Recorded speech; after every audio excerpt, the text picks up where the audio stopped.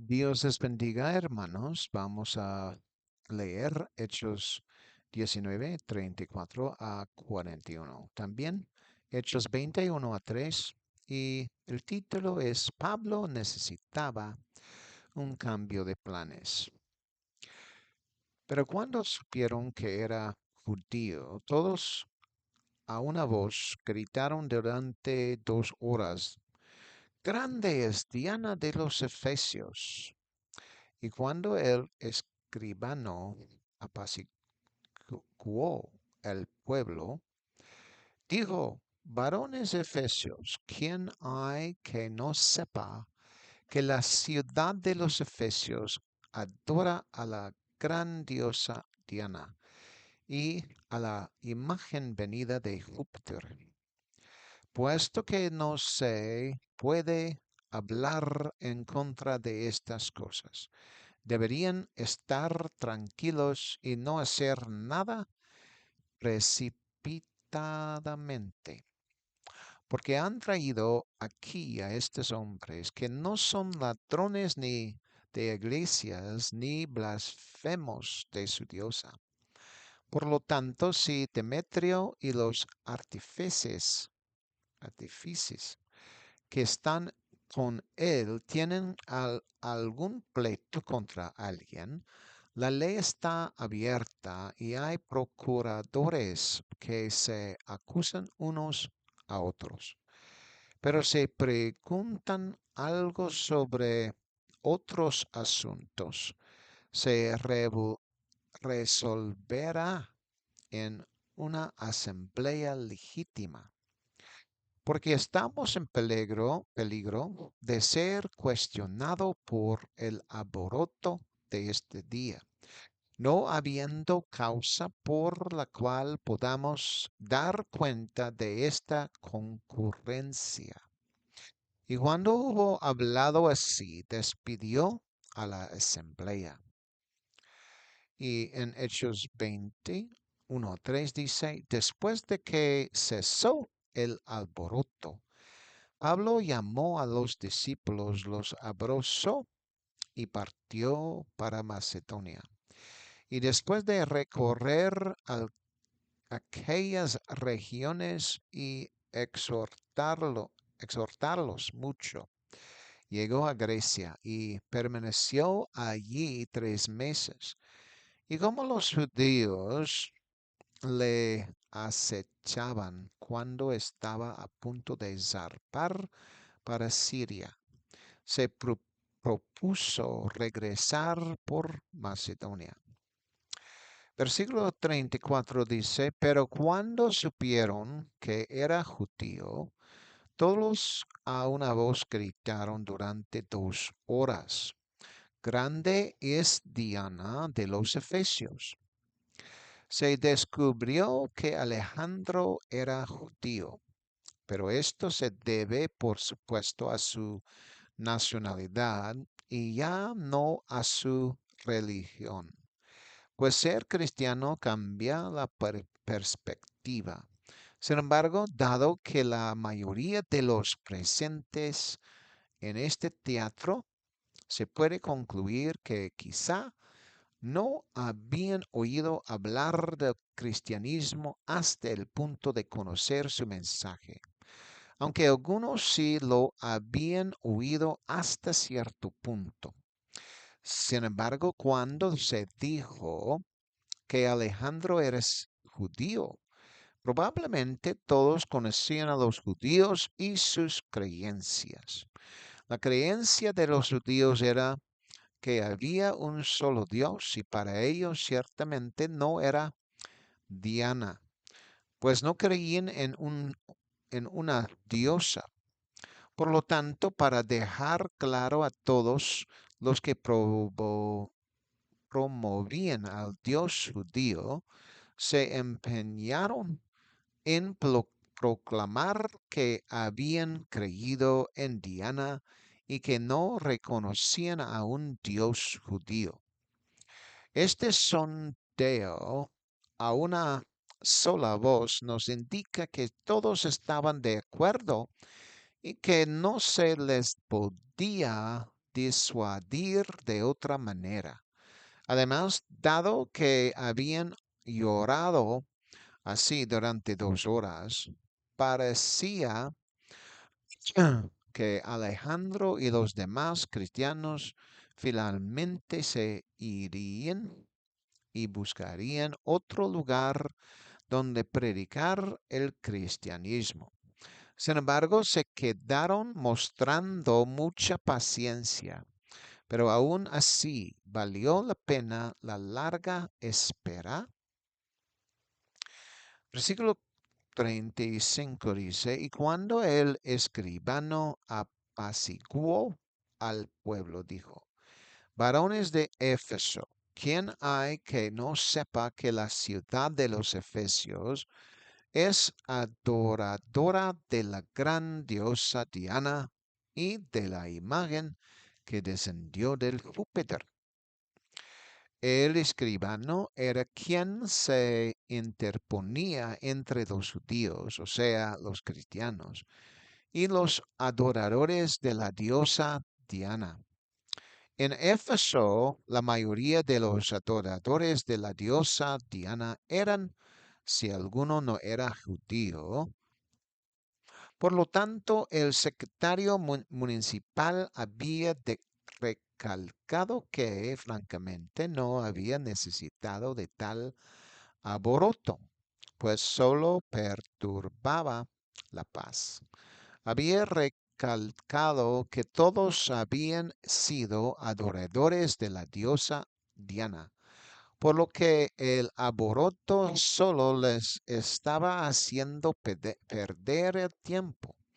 Así también recalcó que, dado que la mayoría de ellos en la ciudad de Éfeso eran adoradores de Diana, no había nada que objetar. El secretario municipal también había mencionado la idea de que la gran diosa Diana era una imagen caída de Júpiter. Aunque los cristianos estaban interesados en promover el cristianismo, ante un debate tan acalorado, se habrían ofendido si se hubiera dicho algo en contraste con los efesios y su adoración a Diana. Habría causado más alboroto aunque Pablo hubiera estado dispuesto, pero quienes se ocupaban de este asunto en el teatro no estaban dispuestos a que Pablo se viera envuelto en semejante dilema, pues los enemigos de la cruz de Cristo probablemente habrían intentado matarlo y eso no habría beneficiado en nada el Evangelio en ese momento.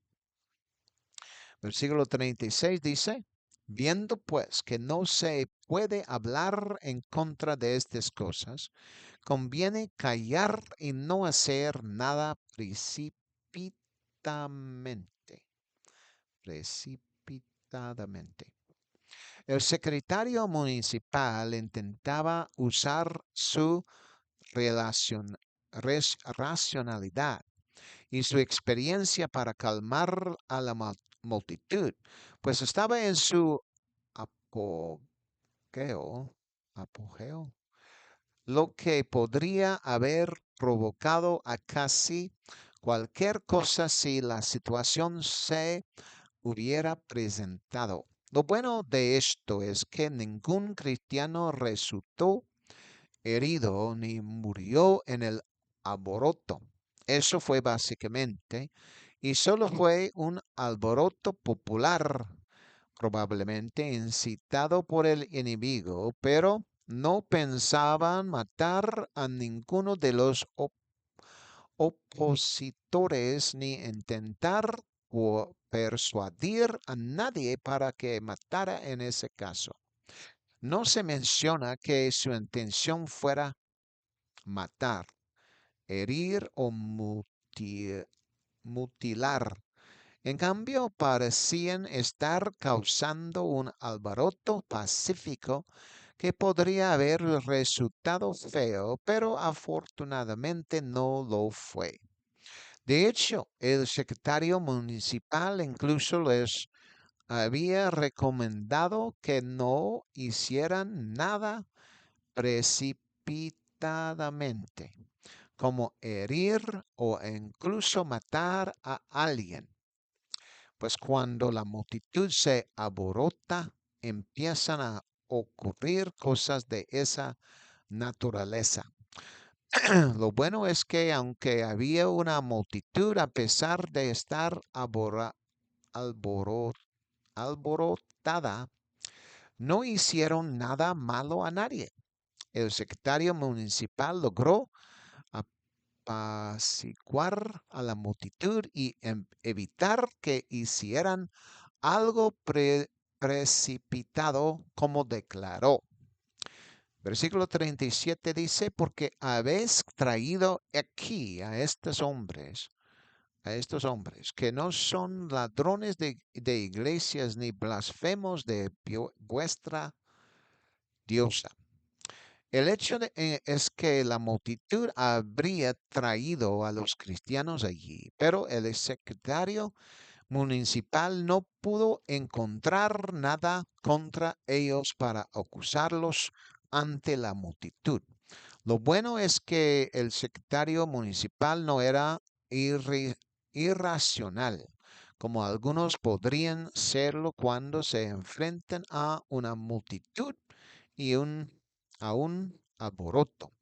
Sin embargo, lo grandioso es que la multitud parecía lo suficientemente contenta como pasar para no causar daño a nada ni daño a nadie, ni siquiera la muerte.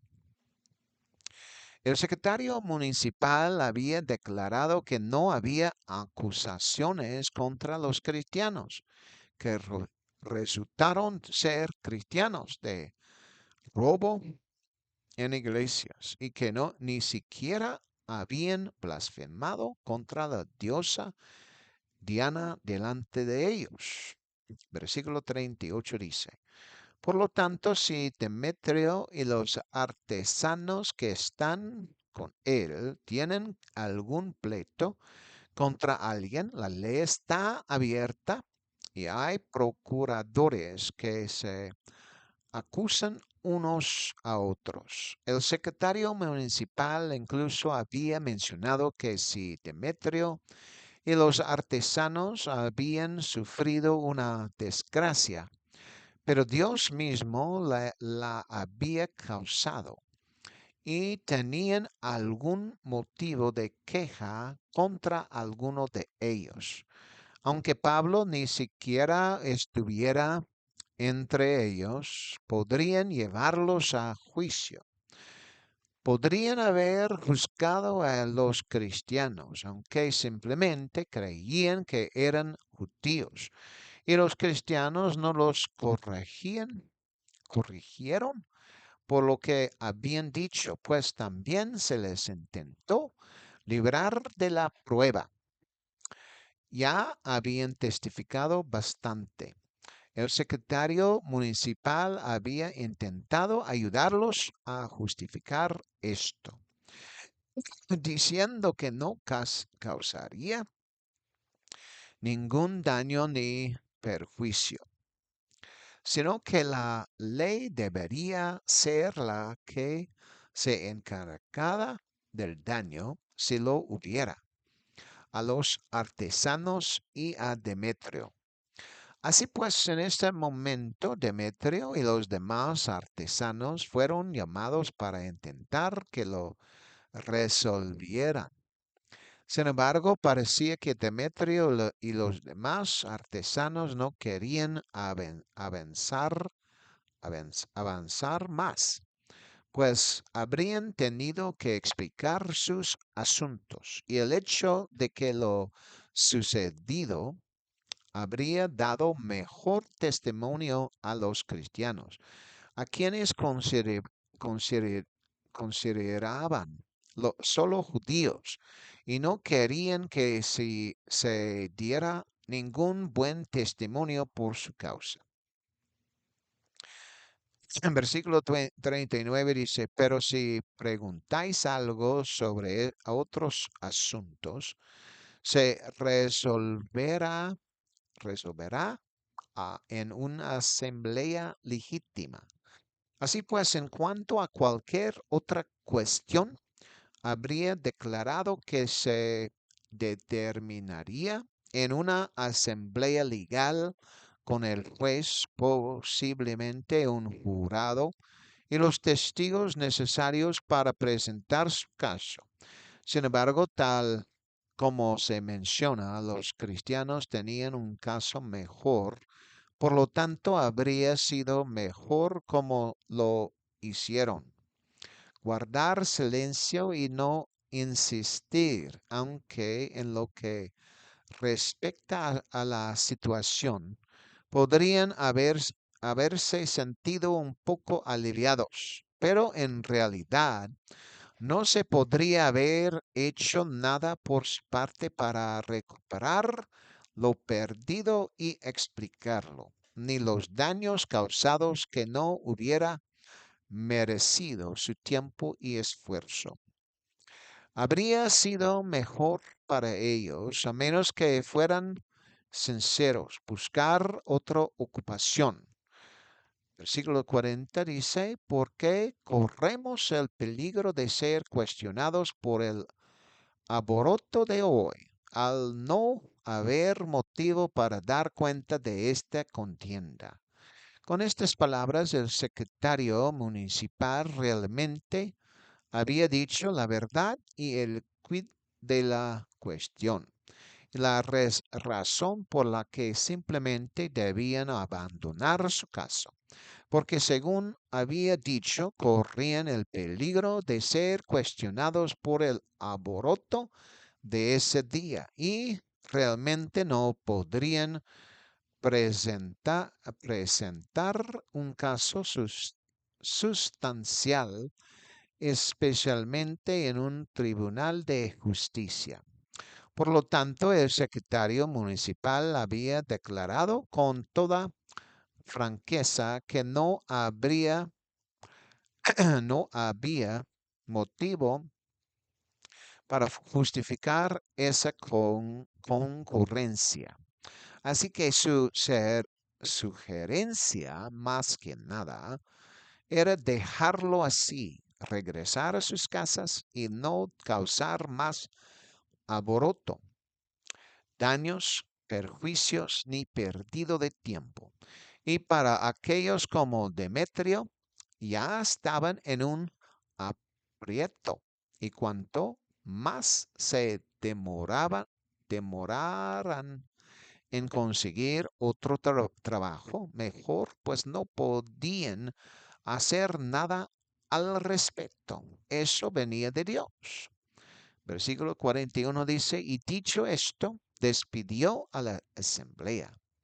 Básicamente se puede decir que al despedir la asamblea había juzgado que el caso no era aceptable para ser llevado ante los jueces, ni que cualquiera que pudiera juzgarlo considerara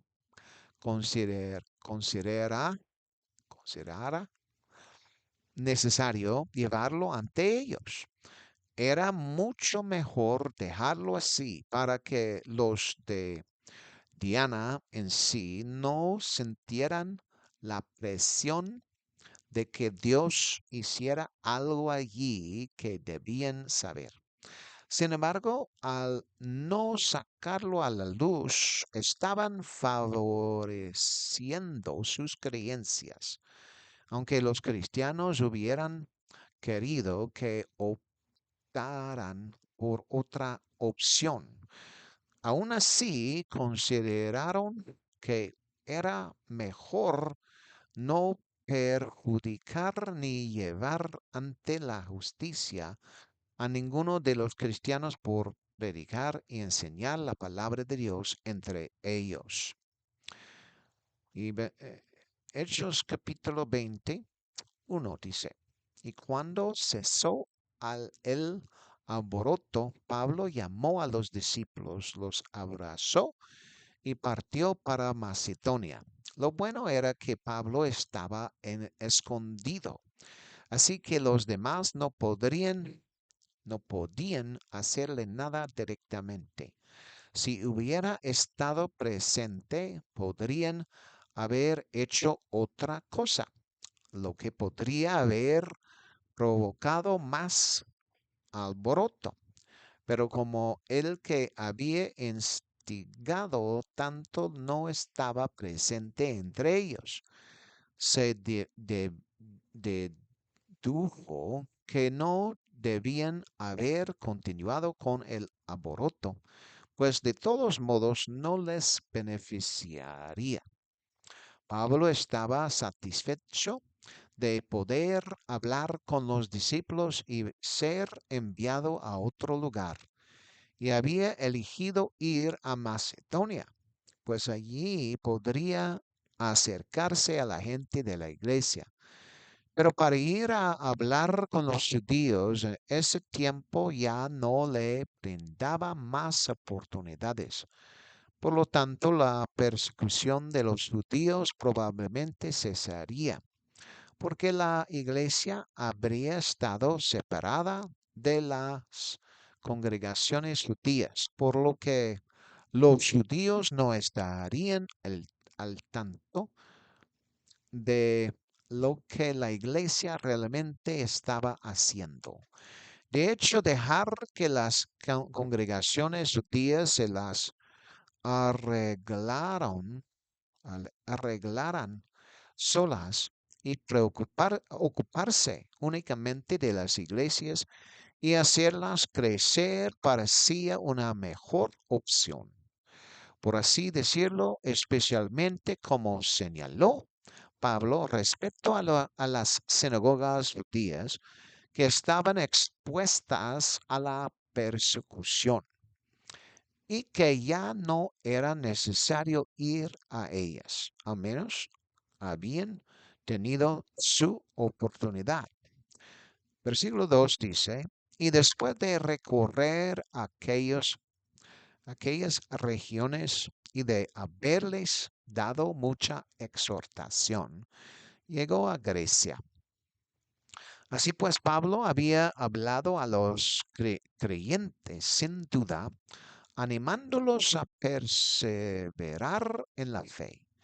Por lo tanto, había llegado a Grecia, lejos de Asia, la agitada Asia. Sin embargo, si hubiera ido a Éfeso cuando fue llamado a Macedonia, podría haber causado algo peor. Por lo tanto, le convenía viajar a Grecia directamente desde Asia, siempre aparentemente teniendo que partir, al menos en su mayor parte, debido a la persecución, pero esta vez debido al alboroto entre los gentiles de su ciudad. Versículo 3 dice, y permaneció allí 3 meses. Y cuando los judíos se le pusieron una emboscada, cuando estaba a punto de navegar hacia Siria, se propuso regresar por Macedonia. Así que aquí dice que permaneció 3 meses y no es como se podría suponer que los judíos desconocieran sus planes de viaje, lo cual es interesante, pues se afirma que los judíos le habían tenido una emboscada. Así que de alguna manera se enteraron de su viaje a Grecia y de la ruta específica por la que Pablo viajaría allí, así como los judíos habrían estado acechándolo, algo que leemos en Proverbios de Salomón, que no se debe hacer. Sin embargo, los judíos aquí sintieron que era una obligación hacerlo. Estaban desobedeciendo la palabra del Señor Dios. Proverbios 1, 10 a 19 dice, Hijo mío, si los pecadores te seducen, no consientas. Si dicen, vengo nosotros, acechamos la sangre, acechamos a escondidas al inocente sin causa, los devoramos vivos como el sepulcro, enteros como los que descienden a la fosa. Hallaremos toda clase de bienes preciosos. Llenaremos nuestras casas de botín. Echa tu suerte entre nosotros. Tengamos todos una misma bolsa. Hijo mío, no andes con ellos en el camino, aparta tu pie de su senda, porque sus pies corren hacia el mal y se apresuran a derramar sangre. Ciertamente en vano se tiende la red a la vista de cualquier ave y acechan a su propia sangre.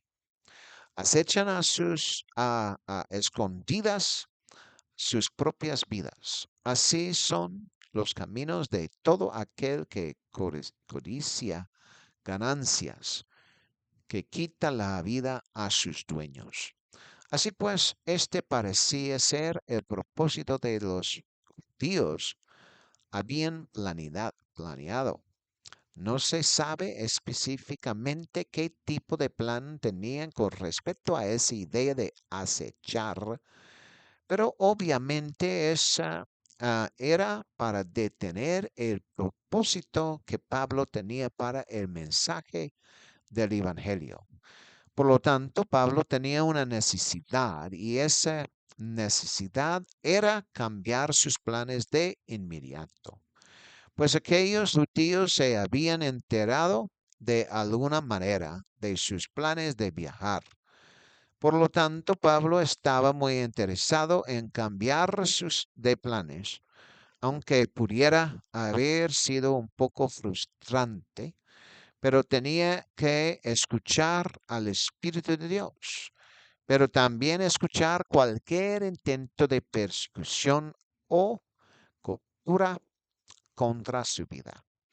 Ese tipo de cosas también eran evidentes y lo hicieron cambiar de rumbo muchas veces en el pasado. Amén y amén. Que Dios les bendiga. Amén.